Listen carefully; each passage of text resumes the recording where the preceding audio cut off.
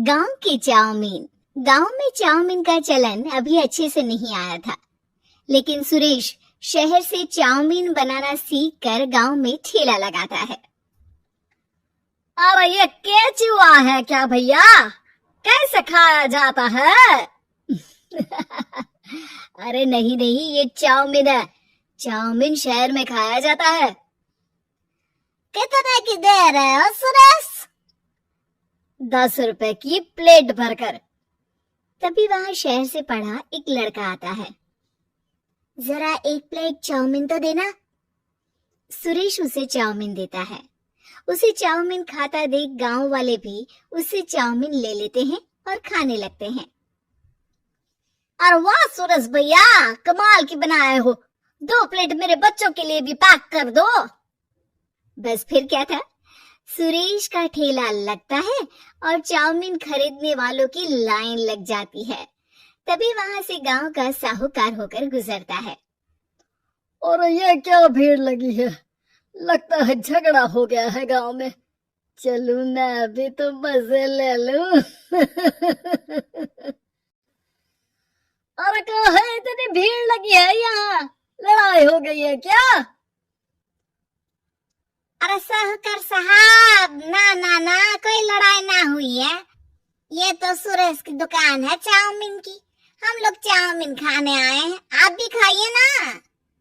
साहूकार चाउमीन खाता है और सुरेश की तरफ देखता है, जो सारे दिन के पैसे गिन रहा होता है। अरे सुरेश, क्या लागत है इस काम की? अरे साहूकार जी, आप अब आए तो ये पूरे 10,000 रुपए ले जाइए, जो पिछले साल शहर जाने से पहले आपसे लिए थे ना। लागत तो क्या कहे, जो आपने दिया था उसी में सीखा भी है और दुकान भी खोल ली। अरे पैसे इतने जल्दी क्या जरूरत थी? कैसे जरूरत नहीं थी साहूकार जी, इतना मोटा ब्याज कहाँ से भरते। साहूकार को अब सुरेश की दुकान को हड़पने की लालच आ जाती है। नाना करते ये सारे दिन में 500 रुपए कमा ही लेता है। अरे गांव में ये ऐसे ही कमाता रहा तो कहीं ब्याज का काम ना शुरू कर दे।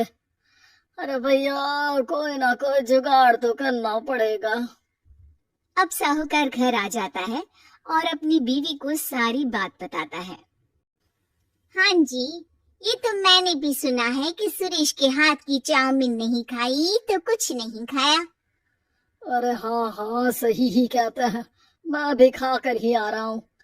अरे भाग्यवान है, कितना अच्छा हो ना अगर वो पैसा हम लोगों को मिल जाए। क्यों है?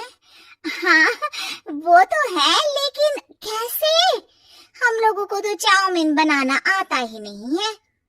साहूकार और उसकी बीवी अब रोज चुपके से सुरेश के घर जाते हैं और खिड़की से उसे चाउमीन बनाते देखते। अब क्या था, दोनों को चाउमीन बनाना आ जाता है। फिर एक रोज, और सुरेंद्र, तुझे साहूकारनी ने बुलाया था। बोल रही थी कि बेटे के जन्मदिन में 10 किलो चाउमीन का ऑर्डर देना है, बना दोगे ना? अरे हाँ हाँ साहूकार जी, मैं जरूर बना दूंगा।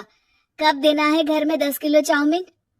अरे वो तो तू घर आकर बता कर लेना, मैं नहीं बता पाऊंगा। ठीक है, शाम को काम निपटा कर आ जाता हूँ। सुरेश साहूकार के घर जाता है, लेकिन वहां मियाँ बीवी मिलकर उसे बंधक बना लेते हैं। अरे मुझे क्यों बांध रखा है, मुझे छोड़ दो।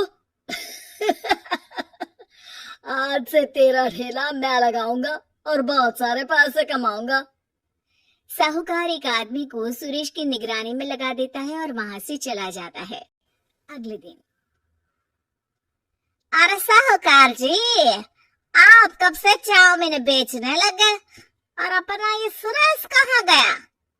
अरे वो तो शहर गया है, उसका कोई काम निकल आया था। बोल रहा था कि जब तक वो ना आए तब तक मैं ही उसके ठेले का काम कर दूं।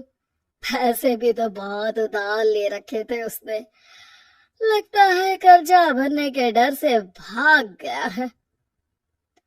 अरे पर वो तो बोल रहा था कि उसने सारा कर्जा उतार दिया है, और वो क्यों भागेगा? इतना तो कमा रहा था। अरे मुझे क्या पता, अरे चाउमीन खाना है तो बोलो, नहीं तो भागो यहाँ से। अरे हाँ हाँ, दे दो। अब तो चाउमीन खाना पूरे गांव के लोगों के लिए आदत ही बन गया है। ना खाओ तो नींद ना आए। हाँ हाँ, तो लो और निकालो 50 रुपए। 50 रुपए क्यों? सुरेंद्र तो 10 रुपए में देता था। अरे वो पागल था, मैं थोड़ी ना हूँ। गांव वाले जिनको चाउमीन की लत लग गई थी वो करते भी क्या, दे दो और ये लो 50 रुपए। लेकिन फिर साहूकार उन लोगों को प्लेट में थोड़ी सी चाउमीन रख देता है। अरे ये क्या, पैसे 5 गुना ज्यादा और चाउमीन बस इतनी सी। अरे साहूकार साहब, भगवान से तो डरो। बस फिर क्या था, साहूकार की मन मर्जी चलने लग जाती है और गांव वाले करते भी क्या। एक रोज मुझे तो लगता है कि सुरेश को साहूकार ने मार डाला होगा, क्योंकि उसका काम इतना अच्छा चल रहा था, फिर वो क्यों जाता, और वो भी साहूकार के हवाले दुकान करके। ना बाबा ना। अगले रोज भाग्यवान, देखो तो जरा, इस सुरेश भी ना कितना पागल था। जिस काम से वो ज्यादा पैसे बना सकता था, उससे इतने कम पैसे छाप रहा था। 50 रुपए प्लेट में भी गांव वाले खूब खा रहे हैं चाउमीन। हाँ जी, और जितने में वो लोगों को 10 प्लेट खिलाता था। भर भर कर हम लोग उतने में 20 प्लेट बना रहे हैं, क्यों जी? वहीं सुरेश रोज भगवान से मांगता कि बस एक बार वो किसी तरह वहां से निकलने में कामयाब हो जाए, लेकिन उसकी हर कोशिश नाकामयाब होती।